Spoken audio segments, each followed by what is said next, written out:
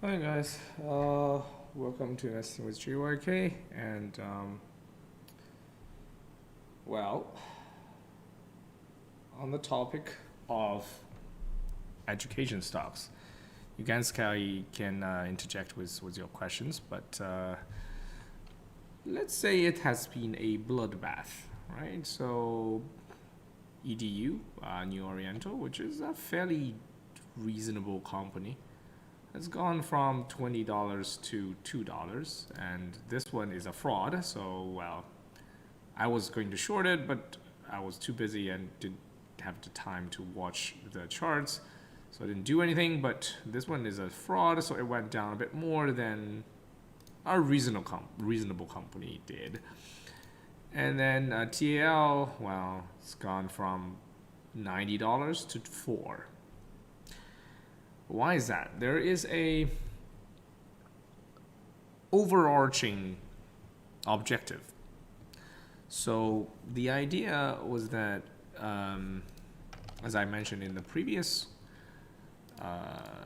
video, essentially China is running out of babies. One of the reasons that people don't want to have babies is that they're too expensive. It costs about a few million to raise a million yuan, which is a few $100,000, to raise a kid from a baby to adulthood if you want to do it reasonably. And then they're not like, let's say, what the hell is this? Hold on, I'm trying to select something. Okay. If you don't want them to be too disadvantaged when they enter the workforce. So, wait, what is that? No, that ain't just in errors. Okay. We have some issues with network, but we'll see. I'll continue. Let me know if something's not working.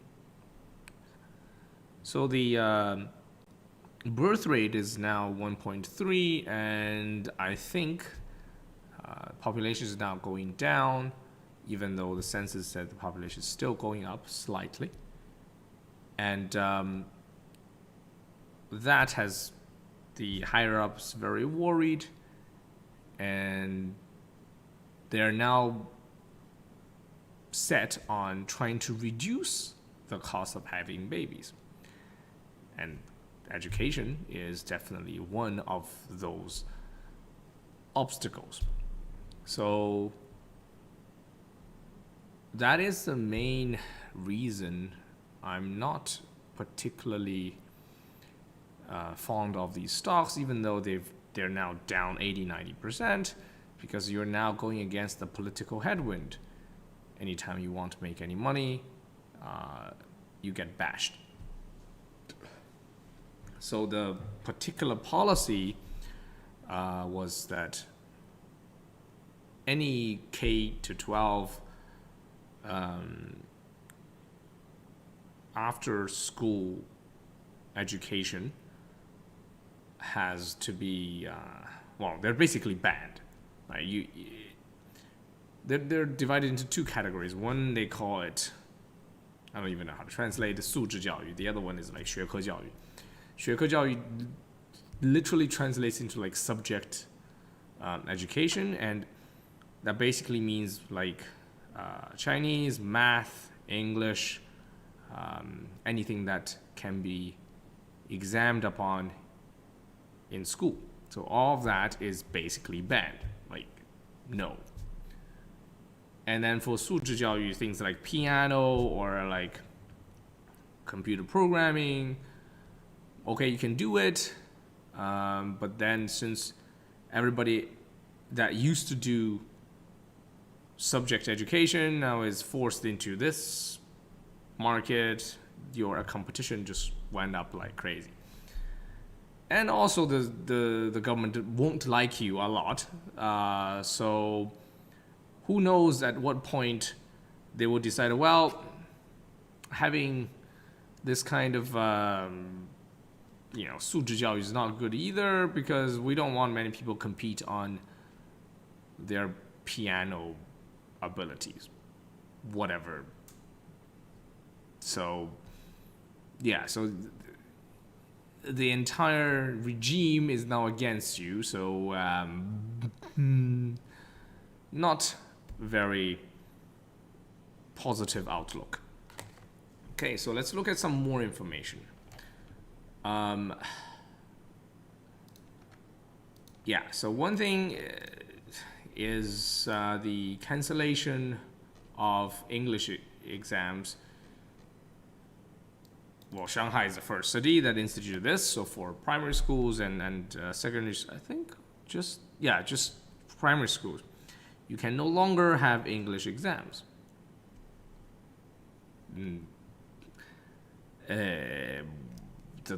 Supposedly it's supposed to reduce the burden on the kids, but competition, I think, is within the nature of the human population, and I don't really see how that can be, you cannot get rid of it just by law.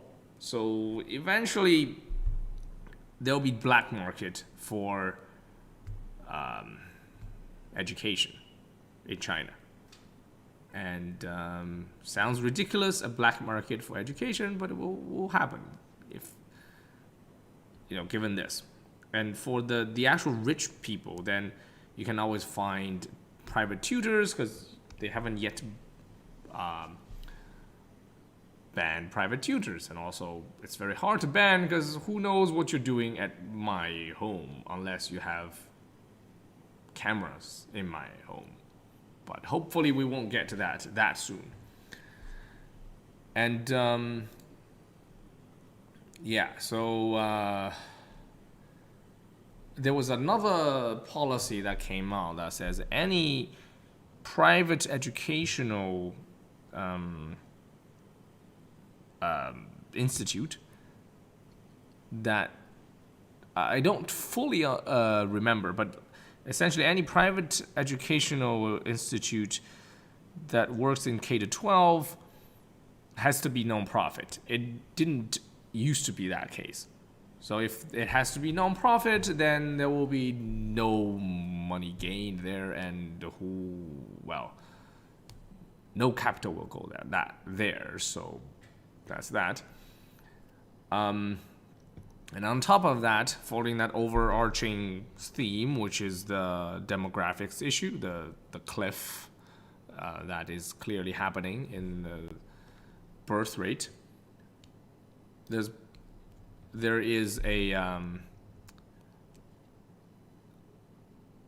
now a thing against baby formulas because in China, baby formulas are getting more and more expensive, and the government is now cracking down on that.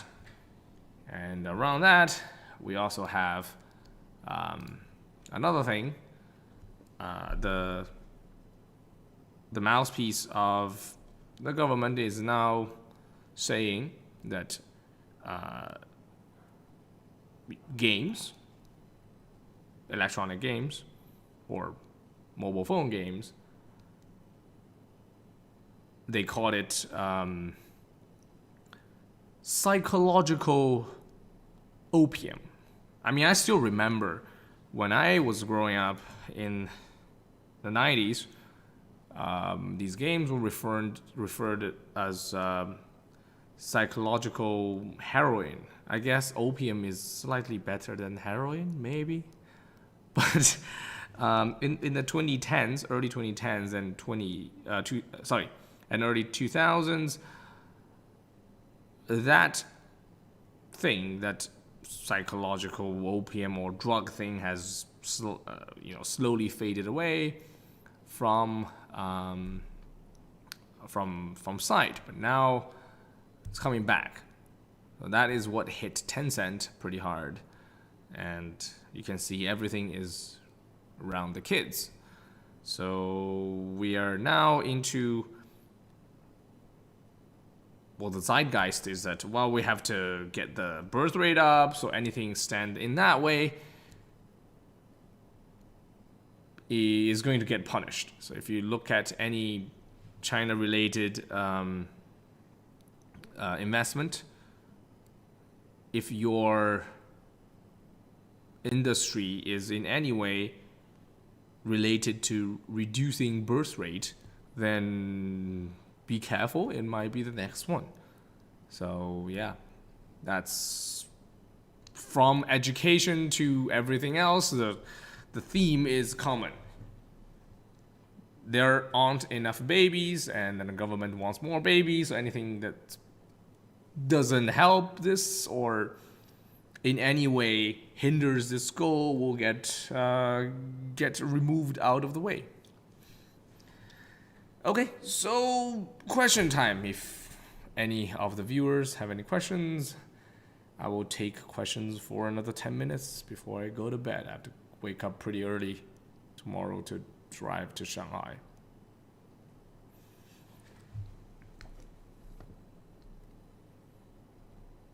Oh, by the way, and look at this. We must support double reduction with clear colors. Here, and then TAL says, TAL, this guy which has lost 95% of its value, says we fully support the decision of the government. Yeah, you fully support my ass. Do you think the outcome may be similar to in the US, where government intervention has the unintended consequence of raising costs? I do, because the demand is not going away. If I have a kid and I wanted him, her, it thing to succeed, I will give her better education. And if I can't find it on the open market, I'll find it in the black market. And the black market has to bear the cost of regulation. It has to, escape from regulation. So what I was telling people was that, if you have connections now, the best, what do you call this? Business now is probably to just open an educational business now in a tiny county, and it's where you basically control everything, because they can no longer get it reasonably from a competitive marketplace.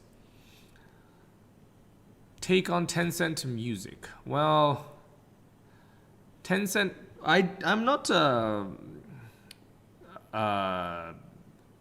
fan. Basically, antitrust.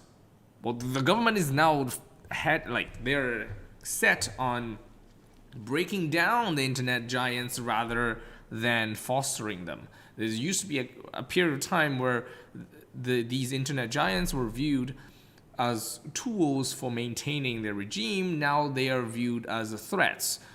I think the turning point happened when Alibaba was using its influence on Weibo, which the government viewed as a public platform, to take down negative information. So they felt threatened.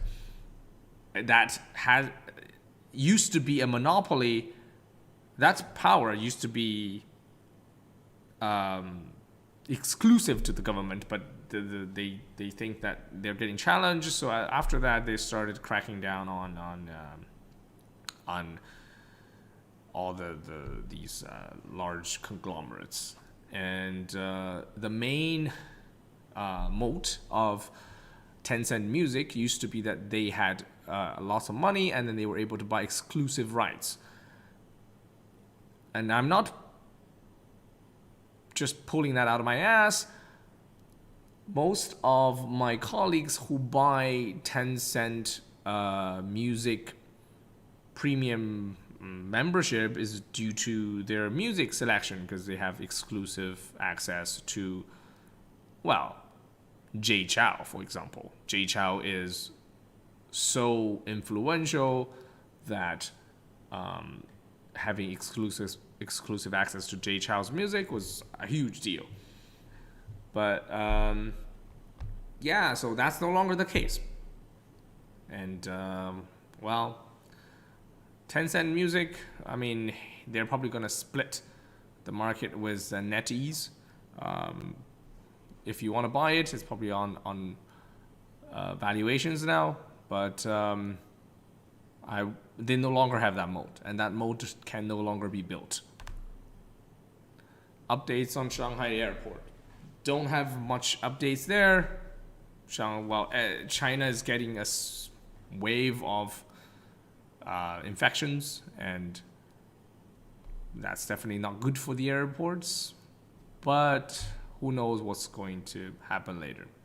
My understanding. Well, there's a doctor in China that said the right way of dealing with the virus is to eventually live with it, and we will have to develop vaccines and drugs to treat it, rather than strict quarantines. But that advice will not be taken by the authorities, because the authorities actually sent out the ex-minister of health or something, or public health or something like that, and said something like, virus and humans can never live together or something like that. I'm like, I'm sure we have lived together with a lot of viruses. But yeah, that's talking about ignorance. Thoughts on RCEP? It's bullshit. There's no enforcement. That's just a token. It's hopeless. Did your view on Travel Sky change since your last video? It did not. It still feels like it's still a money printing machine. It has no fucking cost. The only worry that you might have is well, the entire Chinese economy going down the drain, and that might happen if there's a full-on sanction against China. But then everything else is going to shit too, in China at least. Everyone and their brother is buying Baba. Do you have any thoughts? I don't know. I don't really particularly like Baba. I don't particularly hate Baba. And Baba is... I hate all the engineers in it for their incompetence. All these Chinese tech giants have shitty code.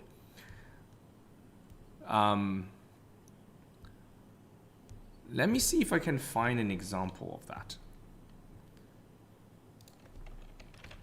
I was quite crossed when one of my engineers copied their code, well, their example code, and it was just bad.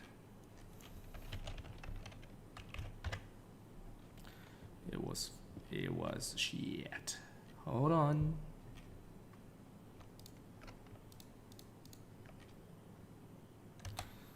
See if this guy has it. 10 changes.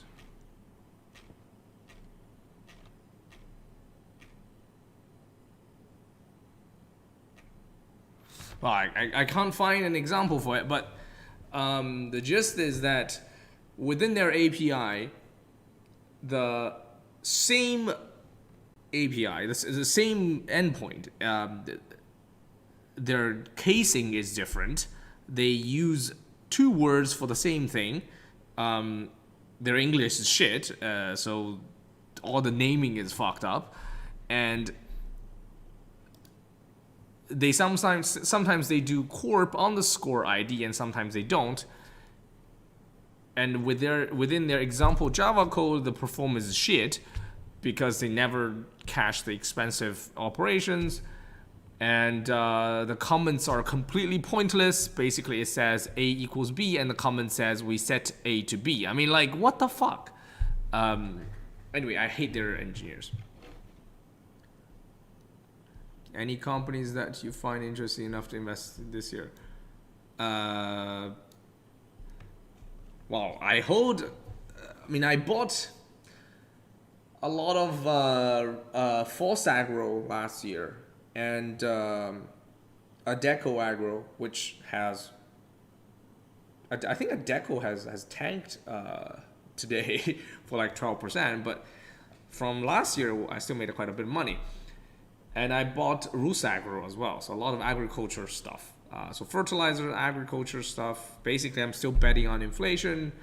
Well, if inflation doesn't really take place, I also have Norilsk Nickel and Gazprom, so I still hold these things.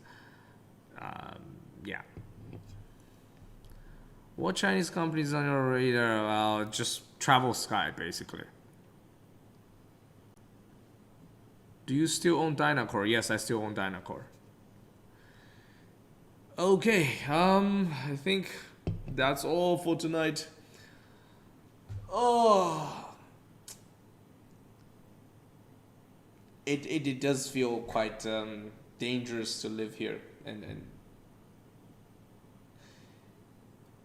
I always think to myself, when you cannot guarantee capital the required safety in provided by law and order, then capital won't be here, and I am an example. And yeah, it just meh. Yeah, see you guys, and thanks for watching. Good night here. This is 12:32 here, and you guys probably something like early morning. But whatever. Good night all.